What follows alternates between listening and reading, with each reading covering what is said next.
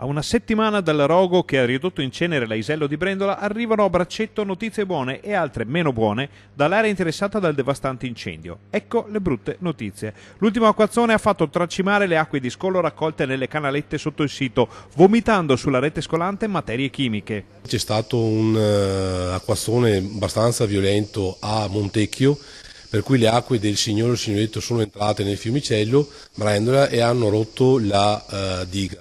Da quel punto quindi subito ci siamo mossi, abbiamo fatto ordinanza di vietare di nuovo la irrigazione e abbiamo cominciato con le protezioni civili di Montecchio e di Brendola, insieme con l'ARPA abbiamo cominciato a ricostruire la diga e hanno concluso i lavori verso l'1:30, 2 di questa mattina.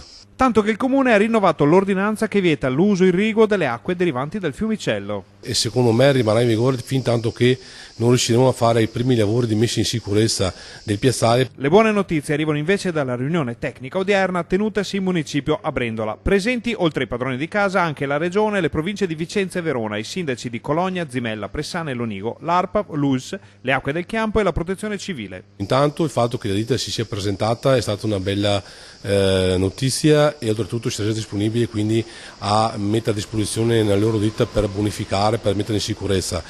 Abbiamo sentito il magistrato che ci sta lavorando per dare l'ok per dissequestrare il sito e quindi entrare con gli vigili del fuoco, con tutte le cautele del caso per vedere dove mettere in sicurezza e dove poter chiudere il piazzale per creare praticamente un grande vascone di contenimento che quindi non possa più sversare nel fiumicello, mentre poi verrà prelevato dal piazzale i vari sostanze che si fermano lì quando ce ne saranno sufficienti per estrarle. Naturalmente ogni passo che i tecnici muovono nel sito dell'Aisello è monitorato dalla magistratura. La magistratura è colei che dispone l'apertura del sito come è giusto, quindi noi dobbiamo aspettare indicazioni loro per poter entrare perché giustamente devono fare le indagini e non dobbiamo con gli interventi di sicurezza vanificare magari le indagini che stanno facendo.